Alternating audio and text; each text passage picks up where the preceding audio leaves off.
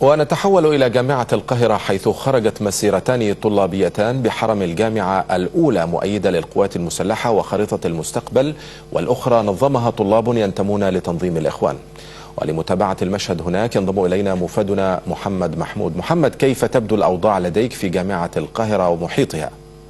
بالفعل عبد الله، كما ذكرت في الخبر، هناك مسيرتين الآن بداخل الحرم الجامعي لجامعة القاهرة، وبالتحديد أمام المبنى الرئيسي أو ما يطلق عليه قبة الجامعة.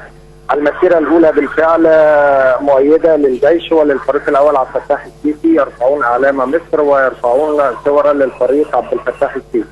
أما المسيرة الثانية على الجانب الآخر فهي طلاب تطلق على نفسها الطلاب ضد الانقلاب. الأعداد هنا وهنا لا تتجاوز المئات البسيطة.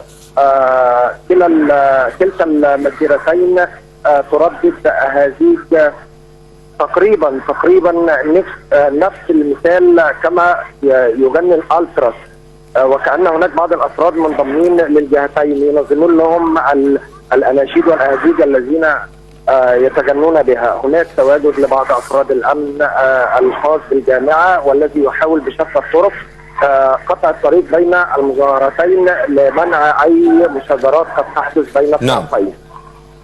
نعم، شكرا للزميل محمد محمود، كنت معنا من محيط جامعة القاهرة.